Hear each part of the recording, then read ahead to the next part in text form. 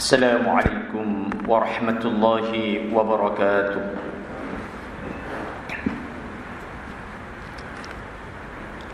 Bismillahirrahmanirrahim. Alhamdulillahi rabbil alamin. Wabihi nasta'inu ala umuri dunya waddin. Sayyidina wa maulana Muhammadin wa ala alihi wa sahbihi ajma'in. Alhamdulillahilladzi hadana lihada وما كنا لنهتدي لولا أن هدانا الله والصلاة والسلام على رسولنا محمد بن عبد الله وعلى آله وأصحابه وخلفائه الراشدين أما بعد. قال الله تعالى في كتابه الكريم: أعوذ بالله من الشيطان الرجيم بسم الله الرحمن الرحيم. فإذا قضيتم الصلاة فاذكروا الله قياما وقعودا وعلى جنوبكم فإذا اطمأننتم فأقيموا الصلاة إن الصلاة كانت على المؤمنين كتابا موقوتا. صدق الله العظيم. Fadilatul Muhtaram Tuan Imam Ustaz Hafiz yang kami muliakan, Tuan Bilal, hadirin muslimin muslimat yang dirahmati Allah Subhanahu wa taala. Bersyukur kehadirat Allah Subhanahu wa taala pada malam yang baik ini, tepatnya malam ke-17 bulan Rajab, di mana tuan-tuan dengan saya baru saja dapat menikmati suasana salat maghrib dengan berjamaah, dan kita bersyukur kehadirat Allah. Pada malam ini masih dibagi peluang oleh Allah untuk menambah amalan-amalan, walaupun kita sendiri tidak tahu sama ada amalan yang malam ini yang menentukan untuk dimudahkan urusan di alam kubur atau sebaliknya. Yang pasti, apabila datang daripada Allah seruan beramal, kita gerakkan seluruh badan tubuh kita untuk menuju seruan itu. Dan kita dapat buktikan malam ini, walaupun ada sebagian orang masih belum dibagi peluang oleh Allah untuk sujud sebagaimana peluang yang Allah bagi kepada tuan-tuan dengan saya. Dan kita bersyukur umur kita dipanjangkan oleh Allah sampai saat ini, dan ramai barangkali sebagian hamba Allah yang baru saja dicabut rohnya oleh malaikat Israel.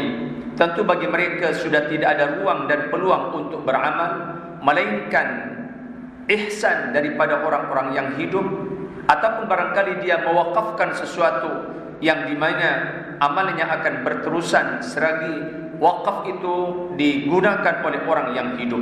Tapi yang pasti, tuan-tuan dengan saya, Allah bagi kelebihan daripada orang yang baru saja dibagi, yang baru saja diambil umurnya oleh Allah. Bukan hanya itu, kita boleh berzikir, kita boleh bersalawat, kita boleh beristighfar di bulan yang indah ini, khasnya yang terkenal dengan bulan Isra wal Mi'raj Nabi besar Muhammad sallallahu alaihi wasallam. Dan kita bersyukur pada malam yang baik ini kita dapat beriktikaf. Kita maklum bahawa iktikaf ini bukan satu ibadah yang dilaksanakan di bulan Ramadan saja. Iktikaf adalah hukum khas yang berlainan dengan ibadah yang lain. Bukan hanya tuan-tuan dengan saya dapat menjawab lauman azan, bukan hanya kita dapat merealisasikan seruan azan, tapi kita boleh melangkah daripada rumah masing-masing semata-mata untuk mencari ridha Allah. Bukan hanya itu, lebih daripada itu semua, kita dapat bersilaturahim di ruang legar yang cukup indah ini, dan kita dapat beristighfar selepas kita bagi salam tadi. Kalau kita tengok perjalanan ini, nampak dari sudut ayat, fa idza qadaytumus shalah fadhkurullaha qiyaman wa qu'udan wa 'ala junubikum. Apabila kamu sudah melaksanakan salat, maka hendaklah kamu berzikir kepada Allah Subhanahu wa taala. Bentuk dia adalah kalimat amar. Walaupun tidak bersama-sama, walaupun hanya seorang-seorang, tapi yang pasti peluang malam ini kita dapat berzikir bersama. Ada yang nak berzikir seorang, kita dapat sembahyang sunat fadhkurullah qiyaman. Sama ada yang sibuk sekalipun dia langsung keluar, dia berzikir sambil berjalan sebab ada hal, wa qu'udan. Ada yang sanggup menunggu duduk seorang diri atau berserta imam, wa ala junubikum, atau barangkali yang letih dia sambil berbaring. Semuanya itu adalah arahan yang sama. Dan hanya orang yang cerdik yang mengambil iktibar peluang yang baik ini. Sekali lagi disebut oleh Allah adalah as-salat. Kita maklum dalam sudut sejarah, kalimat ibadah di antara rukun Islam, syahadah, salat, zakat, Ramadan, haji, yang paling banyak diulang-ulang oleh Allah dia adalah as-salat. Kita maklum dari sudut kajian ada 106 ayat. Ada 106 ayat Allah ulang kalimat-kalimat salat. Dia berbeza dengan kalimat yang lain. Barangkali haji, dia tidak banyak. Contoh ayat yang biasa kita dengar, Al-hajju ashhurun ma'lumat, faman farada fihinna al-hajja fala rafatha wala fusuqa wala jidala fil hajj. وَأَتِمُّ الْحَجَّ وَالْعُمْرَةَ لِلَّهِ. Dia disebut oleh Allah tapi tidak banyak sebagaimana kalimat salat. Apatah lagi Ramadan, barangkali hanya 2-3 ayat saja yang insyaallah tak lama lagi kita akan dengar, ya ayyuhalladzina amanu kutiba alaikumus shiyam كما كتب على الذين من قبلكم لعلكم تتقون. Disebut tapi tidak sebanyak sebutan sembahyang. Tapi yang kedua, zakat disebut banyak oleh Allah, tidak kurang daripada 30 kali yang berlainan ayat. Tapi rekod sembahyang lagi banyak daripada itu, 106 ayat. Bahkan ada percantuman antara salat dengan zakat diulang-ulang oleh Allah dalam 27 ayat. Dan contoh yang biasa, aqimus salata wa atuz zakat. Persoalan, kenapa Ramadan tidak banyak disebutkan dalam Al-Quran? Kenapa haji tidak banyak disebutkan dalam Al-Quran? Walhal semuanya adalah rukun. Tentu kita boleh berfikir bahawa apabila sembahyang diulang oleh Allah dan digabungkan dengan zakat diulang oleh Allah, kita maklum sembahyang adalah link yang terbaik, zikir yang paling hebat, ingatan hamba dengan Allah dalam sembahyang. Sembahyang antara urusan manusia dengan Allah. Zakat diulang-ulang juga oleh Allah, tidak kurang 30 kali. Tentu dalam kehidupan tidak cukup hanya ada komunikasi dengan Allah. Dan kita maklum zakat dia adalah antara manusia dengan manusia. Artinya apabila nampak di sana ada orang yang susah, kita bantu. Apabila di sana ada fakir miskin, kita bantu. Menyenangkan, memudahkan urusan orang yang ada masalah dari sudut makan dan minum mereka. Jadi jelas di sini ada dua kewajiban yang berbeza. Sembahyang antara kita dengan Allah untuk melatih diri supaya keluar daripada badan tubuh yang rajin salat ini untuk membantu orang-orang itu. Sehingga diletakkan syahadah, salat, zakat. Berikutnya adalah Ramadan dan berikutnya dia adalah haji. Hadirin yang dirahmati Allah Subhanahu wa taala.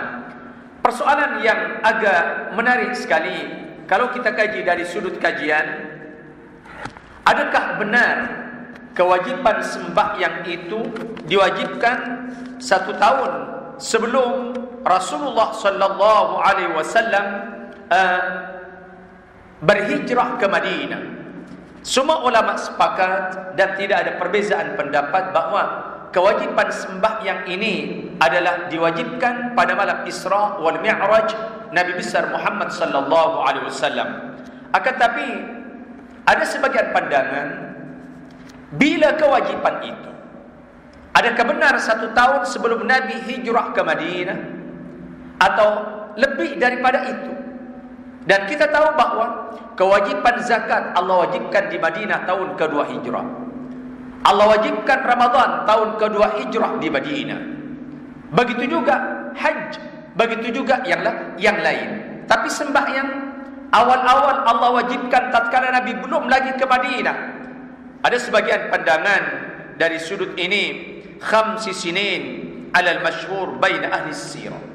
Kebanyakan pakar sejarah diwajibkannya sembahyang oleh Allah Subhanahu wa taala kepada Nabi Muhammad 5 tahun sebelum Nabi dihijrahkan ke Madinah Al-Munawwarah. Ini dikatakan bahwa di sini baina ahli sirah, sebab dia adalah perbezaan antara pakar-pakar sejarah yang menarik perhatian hal ini. Ada pandangan daripada hadis Anas, furidat 'ala Nabi sallallahu alaihi wasallam as-salawat lailata usra bi 50 thumma naqisat hatta ju'ilat 5 thumma nudiya ya Muhammad innahu la yubaddalu al-qawlu ladayya wa inna laka bihdil 55. Itu sebagian pandangan. Bukan setahun sebelum Nabi hijrah ke Madinah, tapi 5 tahun sebelumnya Allah sudah wajibkan kewajiban salat ini pada malam Isra wal Mi'raj Nabi besar Muhammad sallallahu alaihi wasallam. Tapi ada juga ulama termasuk Imam Abu Hanifah dan sebagian orang yang mazhabnya Abu Hanifah, memang benar sembahyang diwajibkan pada malam Isra wal Mi'raj, furidat lailatul Isra qabla 17 min Ramadan qabla al-hijrah. Ada pandangan bahwa dia diwajibkannya sembahyang itu yaitu pada malam 17 Ramadan. 17 Ramadan bersamaan dengan turunnya Al-Qur'anul Karim. Pandangan sebagian para alim ulama yang ini pandangan daripada Imam Abu Hanifah rahimahullah taala, bisanatin wanis.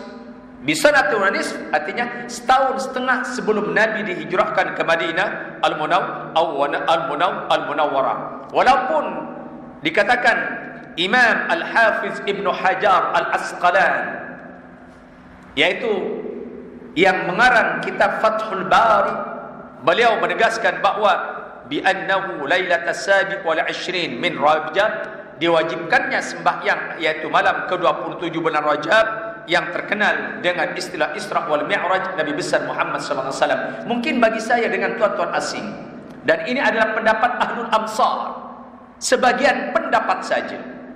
Cumanya pendapat-pendapat lain perlu diambil kira, sehingga ada yang mengatakan di bulan Ramadan malam ke-17 bersamaan dengan turunnya Al-Quran, syahrul Ramadan alladhi unzila fihi Al-Quran. Tidakkah mukjizat yang paling besar adalah Al-Quran yang diturunkan oleh Allah pada 17 Ramadan? Ada pandangan pada malam itu juga Al-Quran kewajiban sembahyang diturunkan oleh Allah Subhanahu wa taala. Kepastiannya wallahu a'lam. Jadi ini hadirin yang dirahmati Allah Subhanahu wa taala. Adakah ada kemungkinan Isra wal Mi'raj pada bulan Ramadan? Kemungkinan juga. Hanya Allah yang tahu. Walaupun kebanyakan dari pendapat Ibnu Hajar Al-Asqalani, Isra wal Mi'raj diwajibkan atau difardukan, dilantik Nabi sebagai rasul yang indah, yang walaupun sebelumnya ada sejarah yang agak panjang. Kejadiannya ada malam ke-27 bulan Rajab yang sedang tuan-tuan nikmati pada malam ini. Hadirin yang dirahmati Allah Subhanahu wa taala. Sekarang dari sudut sejarah kita tahu bahwa kenapa kewajiban ini berbeza dengan kewajiban yang lain, dan kenapa dalam persoalan sembahyang dia tidak ada tolak ansur. Kita maklum dalam ibadah haji dia tidak banyak, Allah wajibkan sekali saja seumur hidup, dan Nabi menunaikan haji seumur hidup hanya sekali. Okey, dia ada umrah, wa atimul hajja wal umrata lillah, tapi hanya umrah saja yang pelaksanaannya hampir sama dengan haji. Selesai haji. Zakat dia adalah yang wajib. Kemungkinan yang sunat sedekah, kemudian hadiah dan lain sebagainya, infak dan lain sebagainya. Dia berbeza dengan sembahyang. Terlalu banyak Allah bagi kepada manusia peluang untuk ibadah melalui sembahyang. Yang wajib ada yang sunnat. Yang sunnat ada yang ikut sembahyang kepada yang wajib, yang terkena dengan salat rawatib. Kemudian ada yang tidak ikut dengan yang berkaitan dengan salat sunat rawatib. Di sana ada salat tahajud. Bukan hanya 2, 4 rakaat, 6 rakaat, 8 rakaat, dia boleh sambung 12 rakaat. Di sana ada salat duha, boleh sambung sampai 8 rakaat, tidak ada masalah. Kemudian di sana lagi ada salat sunat witir, boleh 11 rakaat, boleh 9 rakaat. Betapa banyaknya selain yang wajib dalam sembahyang, yang sunat pun juga Allah banyakkan. Sekali lagi, as-salah, as-salah, as-salah. Berikutnya, di sana ada salat hajat, ada salat awwabin selepas salat sunat, selepas maghrib, ada salat-salat yang terkait salat istikharah. Di sana ada salat sunat tasbih, macam-macam. Ada sunat syukriyatul wudu, ada sunat taubah, dan lain-lain sebagainya. Walaupun bentuk pelaksanaannya hampir sama, dia ada ruku, ada sujud, melainkan dua sembahyang yang agak berbeza, yaitu salat kusuf dan salat khusuf. Begitu juga salat yang terkena dengan istilah salat jenazah. Tapi seluruh bentuk pergerakan dia adalah sama, dan cara bacaan dia pun juga adalah sama. Hadirin, kenapa begitu luar biasa sekali yang istrinya sembahyang? Bahkan kewajibannya berbeza dengan kewajiban haji. Yang sembahyang diwajibkan oleh Allah awal-awal lagi kepada umat dan kepada setiap insan. Bahkan kita maklum bahawa apabila ada anak umur 7 tahun, mereka sudah kena latih dengan salat. Puasa tidak, haji jauh daripada itu, zakat sama sekali adalah tidak. Kemudian apabila umur 10 tahun, apabila anak tersebut tidak sujud kepada Allah, jawabannya ibu dan ayah ada hak untuk mendidik dengan memukul bagian betis. Ini adalah berbeza. Kenapa hadirin yang dirahmati Allah Subhanahu wa taala? Begitu luar biasa sekali ibadah ini. Dan kita maklum betapa hebatnya orang-orang yang sentiasa istiqamah dengan ini. Bahkan dalam hadis yang lain, awwalu ma yuhasabul 'abdu 'alaihi as-salat. Idza saluhat sa'iru 'amali wa idza fasadat sa'iru 'amali. Hadirin, begitu juga dalam sudut hadis dikatakan oleh Rasulullah sallallahu alaihi wasallam, tatkala manusia berurusan dengan Allah Subhanahu wa taala, tidakkah yang paling berat, tidakkah yang paling bermasalah adalah persoalan yang ini? Apabila sembahyang baik, semua persoalan amal ibadah yang lain dia akan ikut dengan kebaikan sembahyang. Sebaliknya, wa idza fasadat, apabila ini rosak, bermasalah, maka seakan-akan semua amalan lain juga dia adalah bermasalah. Hadirin, inilah Isra wal Mi'raj Nabi besar Muhammad sallallahu alaihi wasallam, yang barangkali ada sedikit pembahasan dari sudut ini, termasuk juga tentang orang-orang yang barangkali dia berat untuk menunaikan ibadah sembahyang. Apabila disebutkan dari konteks ini, kita menyebut pandangan para alim ulama yang berkaitan dengan ini. Di antaranya untuk orang-orang yang di mana mereka meninggalkan sembahyang dengan begitu senang sekali, sehingga para alim ulama dia berbeza pendapat. Bahkan dari sudut yang lain, Abu Hanifah bagaimana pendapatnya, Imam Malik bagaimana pendapatnya, Imam Ahmad bagaimana pendapatnya, begitu juga Imam Syafi'i. Kita tengok satu-satu. Ajma'al muslimun ala anna man jahada wujub as-salat fahuwa kafir murtad. Imam Abu Hanifah, Imam Malik, Imam Syafi'i, Imam Ahmad bin Hanbal, semua sepakat mana-mana orang ada perasaan ingkar dan dia mengatakan sembahyang tidak wajib, maka hukum orang itu dia adalah murtad.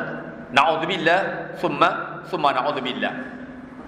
Dan penjelasan ini adalah jelas dijelaskan dalam Al-Quran, kalimat yang qat'i, ayat yang qat'i, dan sunnah, begitu juga ijma' para alim ulama. Persoalan kedua, kalau dia meninggalkan takasulan, bagaimana kalau dia meninggalkannya sebab dia malas? wa man tarakaha takasulan wa tahawunan fahuwa fasiqun 'asin.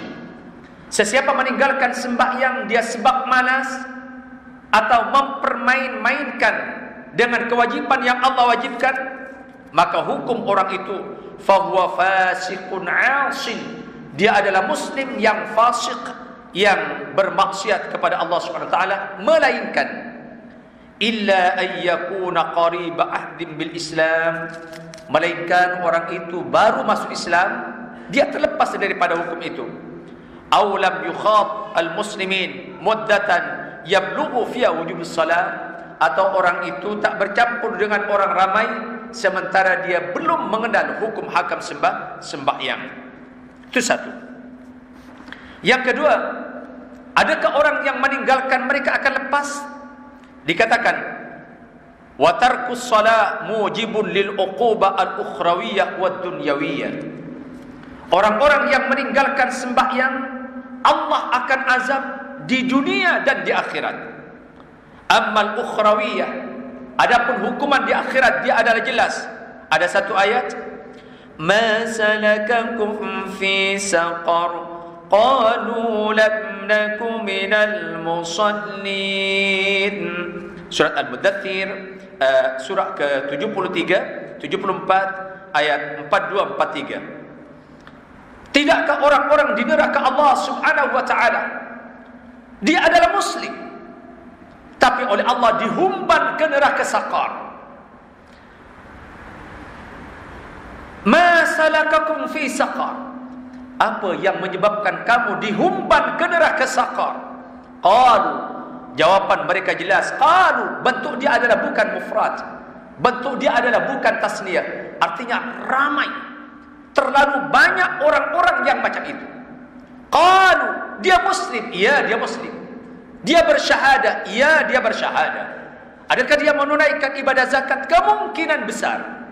Kemungkinan besar. Adakah dia menunaikan ibadah haji? Kemungkinan iya. Qalu, jawaban mereka, lam naku minal musallin, kami adalah orang-orang yang tidak menunaikan sembahyang. Di mana tempat mereka walaupun dia menunaikan ibadah zakat? Di mana mereka walaupun dia suka bersedekah? Fi saqar, di neraka saqar Allah Subhanahu wa taala. Sebabnya apa? Mempermain-mainkan sembahyang. Ayat yang kedua barangkali kita tahu dalam konteks ayat ini, fawailul lil musallin alladzina hum an salatihim sahun. Ayat ini biasa kita dengar dalam surah Al-Maun, surah ke-107 ayat ke-4 dan ke-5, dan juga ayat dalam surat Maryam ayat ke-59. Allah menyebutkan فَخَلَفَ مِنْ بَعْدِهِمْ خَلْفٌ أَضَاعُوا الصَّلَاةَ وَاتَّبَعُوا الشَّهَوَاتِ. Akan ada selepasnya, generasi-generasi selepasnya. Siapa mereka? Adalah satu kaum, orang ramai, di mana mereka mempermain-mainkan sembahyang. Mereka sia-siakan adha'us salat, wattaba'us syahawat, dan mereka bergelumang dengan ikut syahwat yang mendatangkan kepada kebinasaan kepada mereka. Fasawfa yalqawna ghayya, fasawfa yalqawna ghayya, akan dipastikan mereka akan dihumban ke neraka Allah dalam keadaan hina. Jadi ini hadirin yang dirahmati Allah Subhanahu wa taala, ini pandangan ulama dari sudut di akhirat. Lalu di dunia macam mana? Qala al-Hanafiyyah, berkata Imam Abu Hanifah, tarikus salah takasulan fasiqun yuhbas wa yudra. Abu Hanifah berpandangan, mana-mana orang meninggalkan sembahyang walaupun satu waktu, walau waktan wahidan, walaupun satu waktu, Imam Abu Hanifah berpendapat orang ini mesti dimasukkan ke dalam penjara dan dia wajib dipukul. Itu pandangan Imam Abu Hanifah rahimahullahu taala. Bagaimana pukulnya?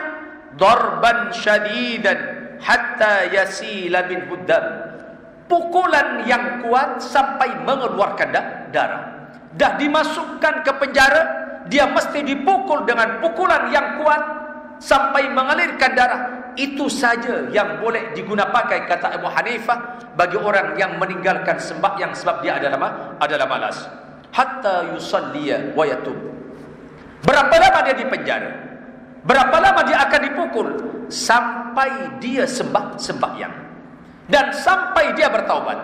Selagi dia tetap mempertahankan kemalasannya, selama itu pula dia akan tetap dimasukkan ke dalam penjara dan sampai dia bertaubat. Au yamuta fis sijn, kata Abu Hanifah, ataupun walaupun dia sampai mati dalam penjara. Hadirin yang dirahmati Allah Subhanahu wa taala, ini pandangan daripada Abu Hanifah rahimahullahu taala.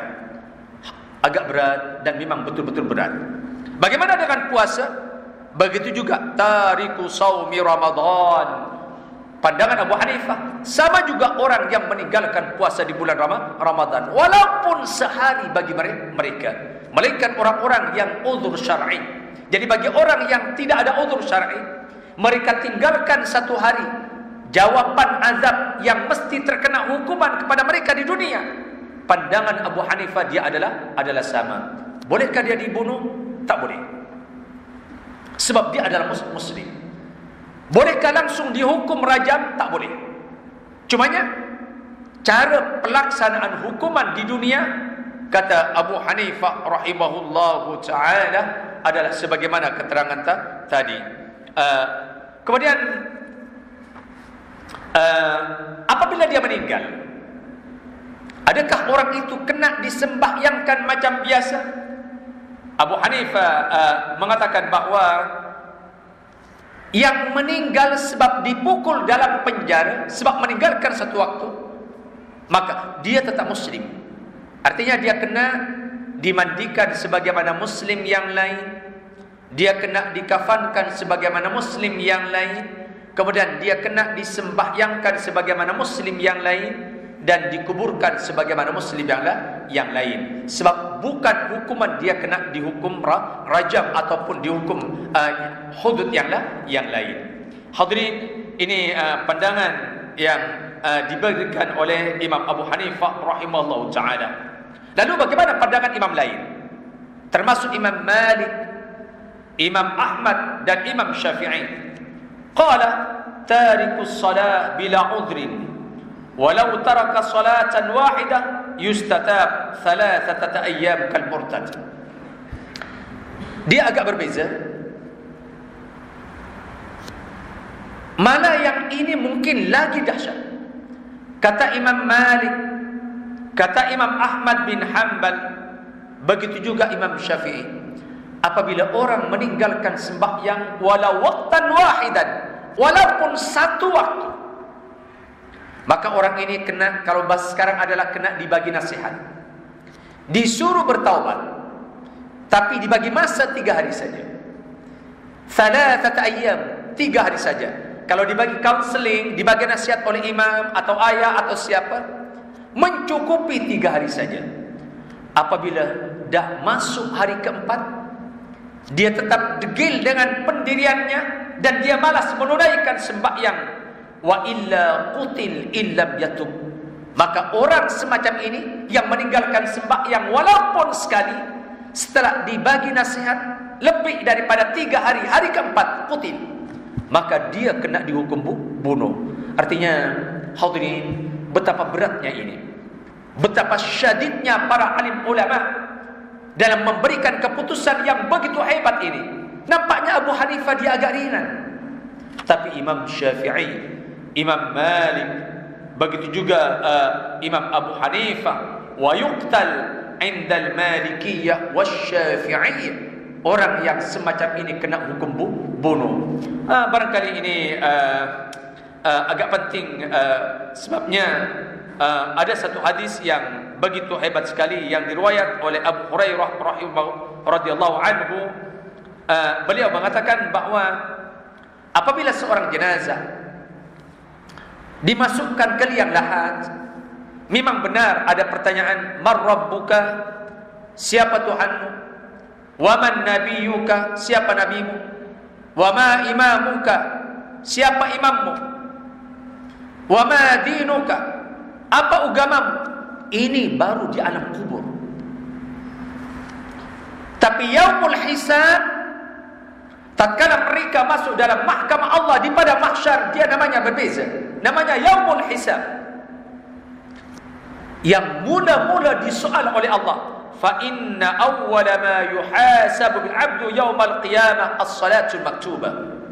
Mula-mula dia adalah salat wajib. Salat yang difardukan oleh Allah pada malam Isra wal Mi'raj. Wa illa, kemudian fa in atammaha, apabila dia lengkap sembahyang yang wajib, selamatlah hamba ini. Wa illa qi, kalau dia buat sembahyang yang wajib, maghribnya okey, isyaknya okey, subuhnya lagi hebat, zuhur asar dia buat dengan terbaik, unzuru hal lahu min tatawwu, kata Rasulullah sallallahu alaihi wasallam, tengok, cek balik, wahai malaikatku, adakah dia beramal yang sunnah, salat-salat yang sunnah. Itulah pentingnya salat sunat rawatib. Dia akan menutupi kekurangan-kekurangan yang ada pada yang wajib.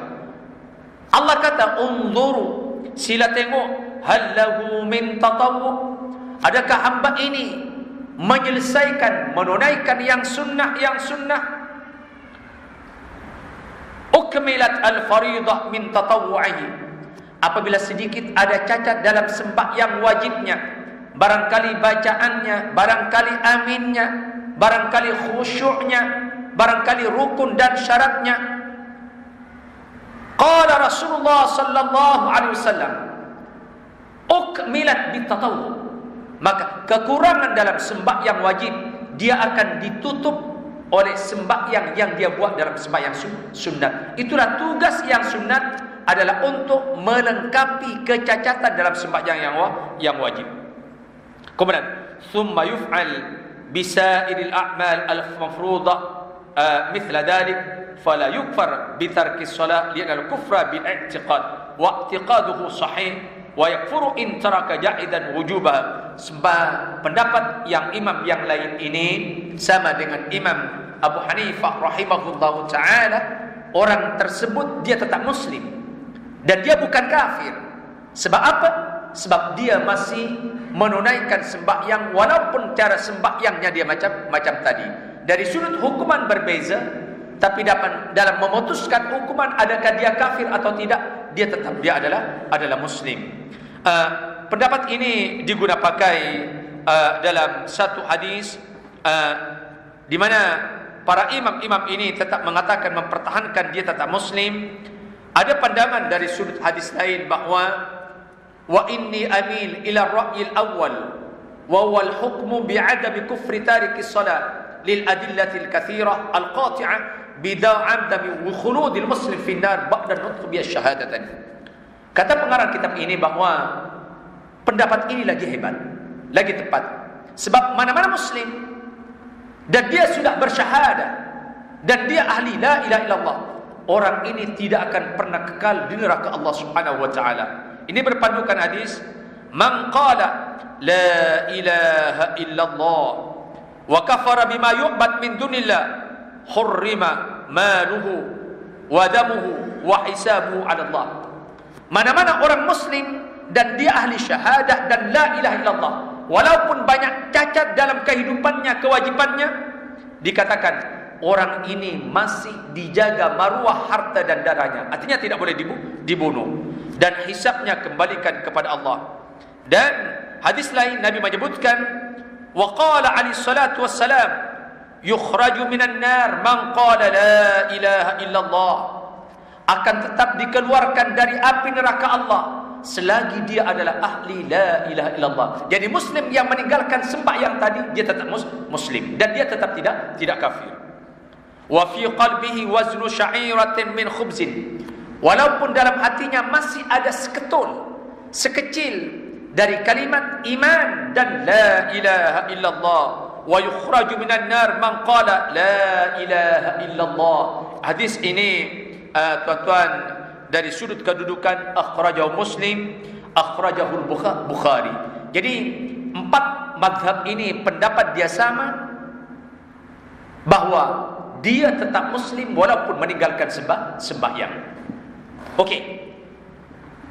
Lalu adakah sembahyang ini berbeza dengan kewajipan yang lain? Dawamu fardhiyatis salati wa al-umur. Dia berbeza. Apabila dalam menunaikan ibadah Ramadan tidak larang sebab tertentu, maka orang ini tak perlu menunaikan ibadah puasa Ramadan. Katakan dia sudah lanjut usia ataupun dia demam, okey, yang itu sebab uzur syar'i. Adakah sembahyang macam itu? Adakah sama dengan haji ataupun zakat? Dia berbeza. Kita tengok ini. La tasqutu as-salat bihalin hadaran aw safaran aw maradan fayulzam al-muslim bis-salat ma dama hayyan. Satu minit. Kemudian dikatakan bahawa selagi dia masih hidup, tak kira dia berada di rumah, tak kira dalam perjalanan jauh, tak kira dia sakit, fayalzamul muslim bis-salah, wajib dia menunaikan sembahyang madama hayyan, selagi dia adalah hidup. Ini tuan-tuan membaca dari sudut-sudut ini, bahkan yusalli ala hadhil halah yu'dhu aw yatamam bihabsil qudrah, walaupun dia penuh berlumuran darah, walaupun dia sakit dalam keadaan apapun, orang ini tetap wajib menunaikan kewajipan sembahyang. Thumma yu'idu salat ba'da syifat ihtiyatan. Hadirin yang dirahmati Allah Subhanahu wa taala, jadi bersyukur kepada Allah, tuan-tuan dengan saya masih beri peluang yang baik oleh Allah untuk terus sujud dan menikmati suasana Isra wal Mi'raj Nabi besar Muhammad sallallahu alaihi wasallam yang biasa kita raikan di bulan Rajab yang mulia ini.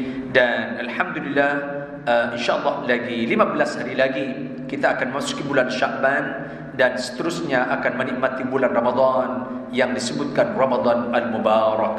Semoga tuan-tuan dibagi peluang lagi oleh Allah untuk sampai ke Ramadan dan beribadah sepuas-puasnya, dan kepuncaknya adalah di malam Lailatul Qadar. Sampai sini dulu. Wassalamualaikum warahmatullahi wabarakatuh.